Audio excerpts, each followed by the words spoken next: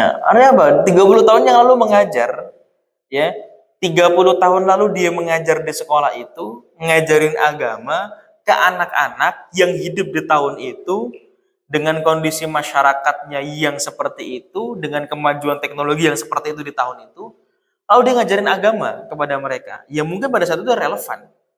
Lalu kemudian pelajaran itu diulang kembali 30 tahun yang akan datang kepada kalian dengan kondisi keadaan masyarakat yang berbeda, kemajuan teknologinya berbeda, kehidupannya semakin kompleks, semakin dinamis. Kan gitu kan? Nah, iya. Akhirnya apa yang terjadi? Kacau, ya bener kacau. Akhirnya kan kacau. Nah, iya. Nah, kadang-kadang guru tuh begitu tuh. Kenapa? Karena dia mandang ngajar itu pekerjaan. Ya. Makanya kalau lihat tuh, kenapa di Finland, di Scotland, ya, di Denmark gaji guru tuh gede sekali. Kenapa? Karena hanya orang-orang berkualitas saja yang bisa jadi guru. Ya. Di sana itu kalau orang jadi guru itu seleksinya ketat sekali, lebih ketat daripada kita seleksi CPNS. CPNS kan cuma formalitas saja kan? Lah iya. Ya, kalau Anda punya duit banyak, Anda tinggal datang saja, selesai kan gitu. Kalau di sana kan enggak. IQ-nya betul-betul dites. Kalau di kita, guru dites IQ. Banyak kali itu yang di bawah 100 kan gitu. Kalau di sana enggak. Makanya gaji guru gede. Kenapa? Hanya orang-orang berkualitas yang jadi guru. Kalau kita kan enggak. Ya. Nah, makanya saya kasih tahu tuh kamu yang ngambil pendidikan guru tuh. Harus jadi guru yang berkualitas. Jangan jadi guru yang nanggung. Ya, sebab nanti muridnya nanggung juga. Bahkan lebih parah daripada dia kan gitu. Kan gitu kan, kualitas pendidikan sekarang kan gitu. Kalau anak-anak zaman dulu belajar matematika tuh diajarin rumus-rumus tertentu sehingga ketika ditanya cepet dia. Kalau dulu saya di kampung tuh ada namanya porogapit. Porogapit itu perkalian, pembagian segala macam tuh. Dulu kita diajarin pokoknya cara mengkali di antara paling sederhana kan pakai tangan tuh. Misalkan 7 kali 8. Nah, berapa itu?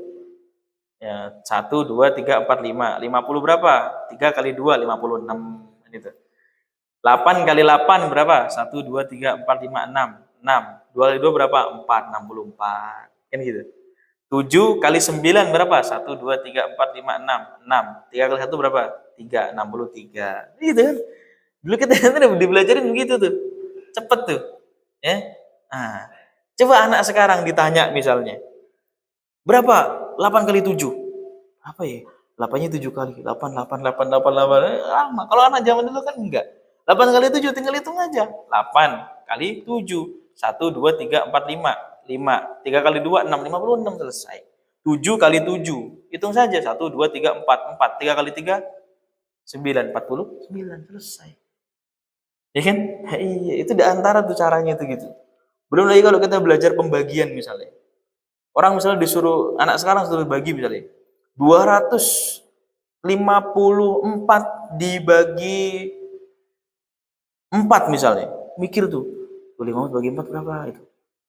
Padahal kalau kita pakai rumus pembagian, kamu nggak tahu di sekolah belajar apa enggak itu. Ada pembagian misalnya gini nih.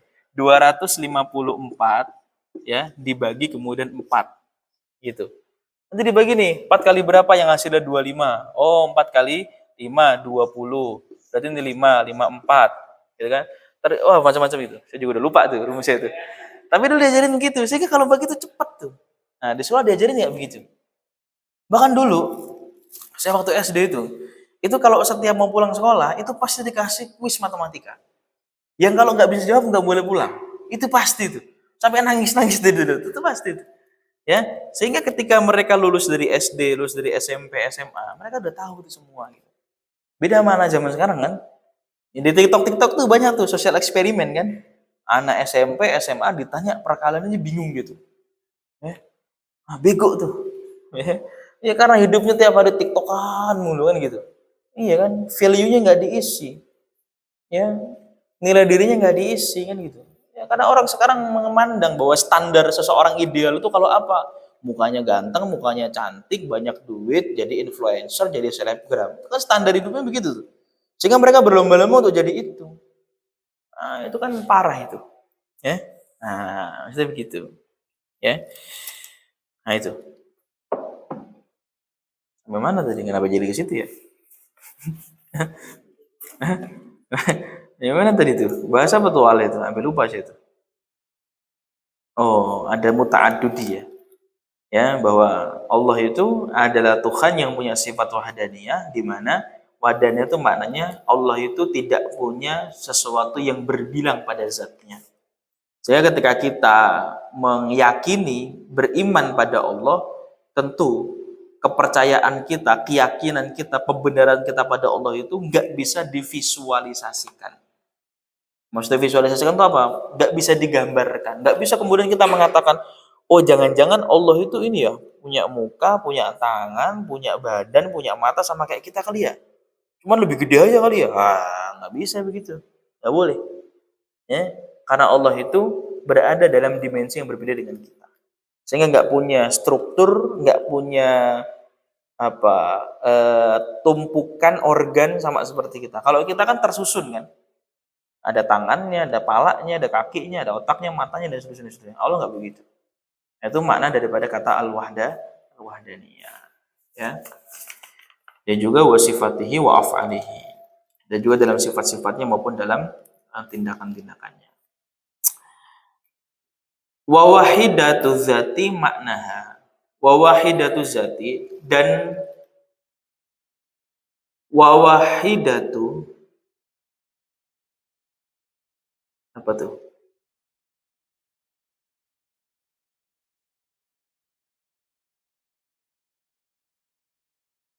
Hmm, wa wahidatu zati maknaha ana dzati laisa murakkiban. Oh, maksudnya gini. Wa wahidatu zati dan tetapnya zatnya Allah. Ya, wahidah itu maknanya satu. Tetapnya zatnya Allah. Maksudnya zatnya Allah itu kan tidak berbilang. Nah, apa maksud tidak berbilang itu? Ya dalam makna tetapnya zatnya Allah. Makna artinya adalah anna zatahu, bahwasanya zatnya Allah, anna zatahu, bahwasanya zatnya Allah, laisat murakiban, tidaklah tersusun, laisat tidaklah murakiban tersusun, min ajza'i, dari bagian-bagian. Yang maknanya Allah itu tidak tersusun dari bagian-bagian. Kalau kita kan ada kan bagian-bagiannya kan, kepala, mata, kaki, tangan. Walaysa fi khalqi zatun kadatihi. Walaysa dan tidaklah fi khalqi dalam makhluk, dalam makhluk itu dalam diri kita semua sebagai makhluknya Allah. Walaysa dan tidaklah fil khalqi dalam makhluk zatun kazatihi, seperti zatnya. Makhluknya kita semua ini nggak mungkin punya zat sama seperti Allah. Nah, maknanya begitu. Ya, itu arti daripada kata wahdaniyah. Oke, ini santri baru bisa ngikutin. Pusing ya? Iya, iya lah, kamu baru belajar. Makanya saya bilang, ya, nanti kalau sudah masuk tahun ajaran baru, tanggal 15 besok sama santri-santri baru nanti belajar dari awal. Kalau kan udah di tengah-tengah lebih kan, makanya nggak bisa ngikutin kan. Apa tadi itu? Istilah-istilahnya bingung kan? Iya. Itulah pentingnya belajar dari dasar. Kalau langsung belajar ngikutin kelas ini, wah sama kayak kamu turun tangga dari lantai 10 lompat ke lantai 1, patah nggak? Patah. Gitu ya. Insya Allah nanti 2 pekan lagi itu, ya.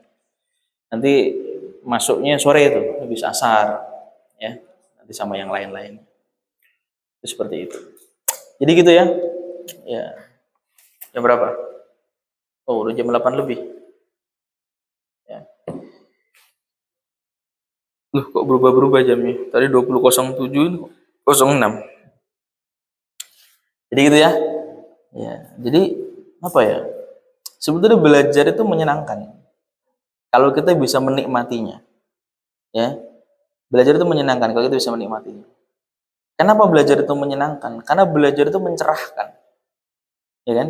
Belajar itu mencerahkan. Sebab ketika kita belajar, kita diajak untuk berpikir, dan mau nggak mau langsung kita ikutin mikir, mau nggak mau kan nantinya apa? Menstimulasi otak kita kan, untuk terus nyari itu apa, ini maknanya apa nih. Itu kan lama-lama meskipun memusingkan, lama-lama kan membuat apa? Kita terbiasa mikir kan? Nah, iya. Ya, otaknya anak-anak Indonesia remaja-remaja itu kan banyak kan begitu kan, mubazir, tidak dipakai untuk berpikir. Ya sebab dia mencari kesenangan di luar belajar. Dalam bentuk apa? Ya macam-macam bentuknya kan gitu. Sehingga otaknya dianggurin tuh, nggak dipakai untuk mikir. Padahal kalau otak itu dipakai untuk mikir seru, seru betul seru. Karena kita bisa mengimajinasikan apapun, kita bisa meneliti apapun, kan gitu. Nah itu bisa kita dapati di dalam proses pembelajaran. Tapi bergantung juga belajarnya kayak apa. Kalau di sekolah kan begitu kan, terbatas sekali kan gitu. Kenapa? Kadang-kadang guru ngajar tuh pengennya gitu cepat-cepat selesai. Ya, saya juga dulu begitu kalau ngajar di sekolah. Ya, apalagi kalau udah jam-jam siang tuh, habis zuhur tuh, ngajar habis zuhur tuh, waduh itu sangat tidak mengasyikkan sekali. Ya, udah posisi kelasnya panas, ngantuk, bau, itu kan akhirnya udahlah masuk kelas, udah ini tugas nih. Gurunya ngapain? Tidur. Itu kan itu yang terjadi. Akhirnya ya udah pendidikan gitu-gitu aja. Ya kan? Makanya saya bilang, berkali-kali saya bilang, pendidikan itu tidak hanya di sekolah formal. Ya, sekali lagi itu. Pendidikan itu tidak hanya di sekolah formal. Bagi orang-orang yang idealismenya tinggi, kadang-kadang dia meninggalkan sekolah formal. Sama kayak siapa? Rocky Gerung itu. Itu kan orang-orang yang apa ya? Idealismenya tinggi tuh. Sehingga ketika dia kuliah yang dicari bukan kertas, ijazah, bukan. Tapi apa? Pengetahuan, cara berpikir. Sehingga ketika dia udah dapat, dia kadang-kadang semester 5 mendeokan diri, cari yang lainnya kan gitu. Tapi jurusan yang lain dia udah paham, semester 3 mendeokan diri kan gitu. Iya. Jadi kata dia kan gitu ketika diskusi itu.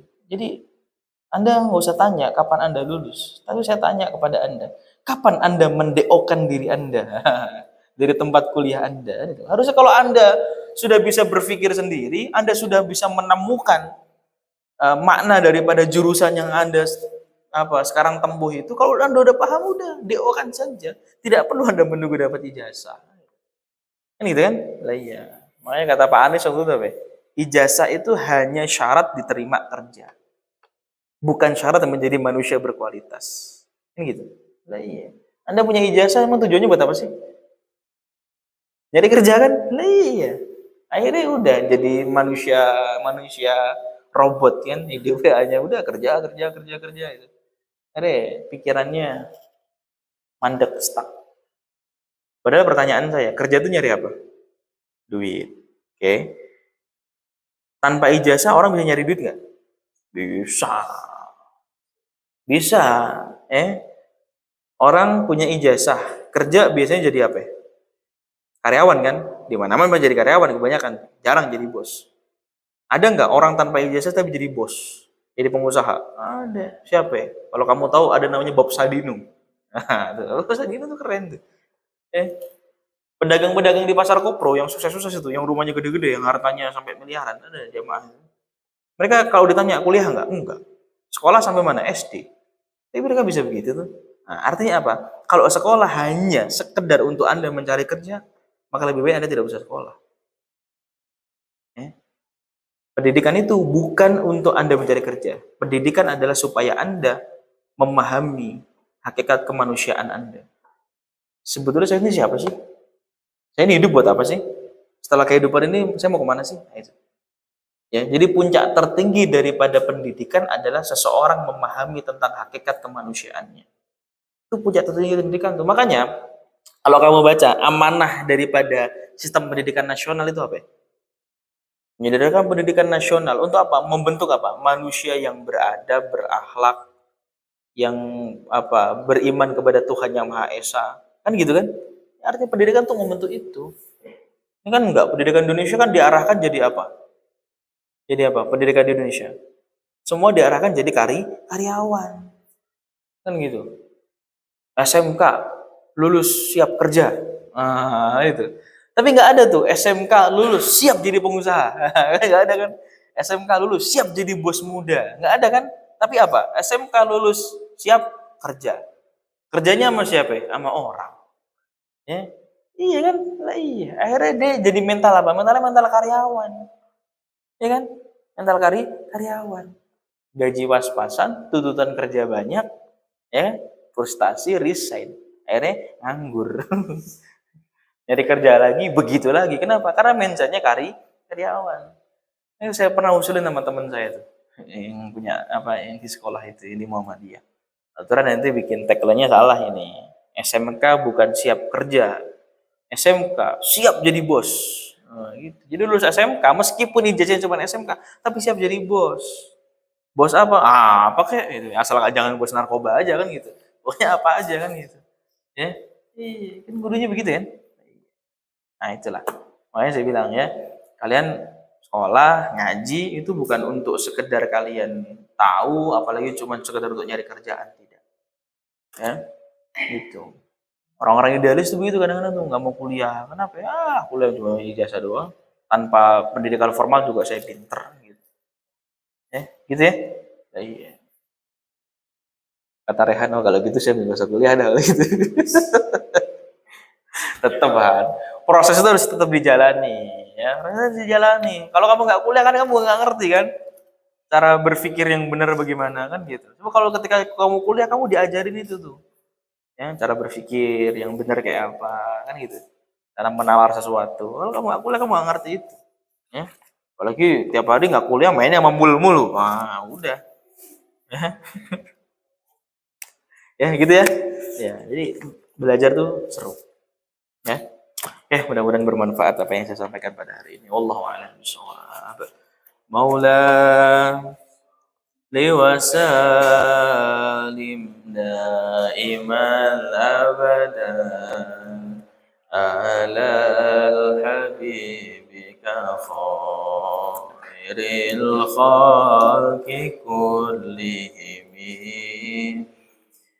هو الحبيب الذي ترجى شفاعته لكل هول من الأهوال المقتهمين ورب بالمصطفى بلغ مقاصدنا واغفر لنا ما مضى يا واسع الكرم سبحان ربك رب العزة عما يصفون والسلام على المرسلين والحمد لله رب العالمين.